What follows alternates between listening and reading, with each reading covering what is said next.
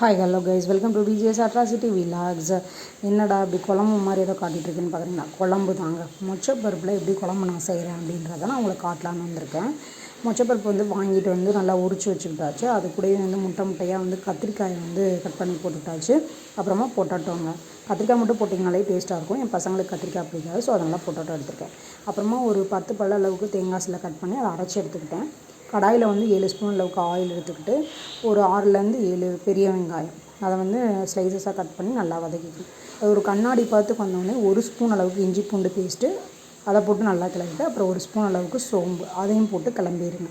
அப்புறமா பட்டை லவங்கங்க நல்லா கிளறி விட்ட பிறகு ஒரு 3 சைஸ் மீடியம் சைஸு தக்காளி எடுத்துகிட்டு அதை நல்லா மிக்ஸ் பண்ணிவிட்டு நல்லா வதங்கிடணும் தக்காளி. இந்த ஸ்டேஜில் நம்ம வீட்டில் இருக்கக்கூடிய குழம்பு மசால் பொடிங்க, அது நீங்கள் எவ்வளோ சேர்க்குறீங்களோ அந்த குழம்பு மசால் பொடி சேர்த்துட்டு நல்லா கலந்துருங்க. இப்போ ஃப்ளேம் ஆஃப் பண்ணிவிட்டு நல்லா ஆற வச்சுருங்க.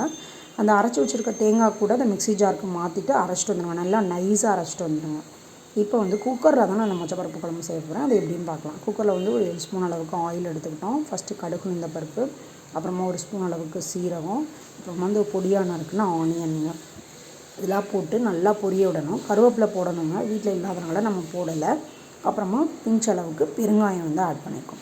ஸோ இதெல்லாம் பொரிஞ்சு வந்த இந்த ஸ்டேஜில் மொச்சப்பருப்பு, கத்திரிக்காய், உருளைக்கிழங்கு வச்சுருக்கோம் இல்லைங்களா, அதை நல்லா கழுவிட்டு அதில் ஆட் பண்ணிக்கிறோம். அப்போ ஃப்ளேம் கம்மி பண்ணிவிடுங்க. ஆட் பண்ணிவிட்டு நல்லா கலந்து விடுங்க. ஓகேங்களா? அந்த ஆயிலில் கடுகு இதோடலாம் நல்லா மிக்ஸ் ஆகி கொஞ்சம் நல்லா வதங்கட்டும். கொஞ்சம் நேரம் ஒரு 10 மினிட்ஸ் அந்த கத்திரிக்காய்லாம் ஒரு ப்ரௌன் ஆகிற மாதிரி இருக்கும். அதுக்கப்புறமா இப்போ அரைச்சி வச்சுருக்கதையும் சேர்த்து ஆட் பண்ணுங்கள். ஆட் பண்ணிவிட்டு அதையும் நல்லா கிளறி விடுங்க. எல்லா கத்திரிக்காய், மொச்சப்பருப்பு எல்லாத்துக்குள்ளேயும் இந்த மசாலா எல்லாம் இறங்கணும். நல்லா கலந்து விட்டாச்சு. இப்போ பார்த்திங்க அப்படின்னா ஒரு கொட்டை சைஸ்க்கு புளியை ஊற வச்சு பிழிஞ்சு எடுத்து வச்சுருக்கேன். புளி சாதம் அதை சேர்த்துக்கிறோம். அதுவும் நல்லா கலந்த அப்புறம் உப்பு தேவையான அளவு சேர்த்து நல்லா கலந்துடும்.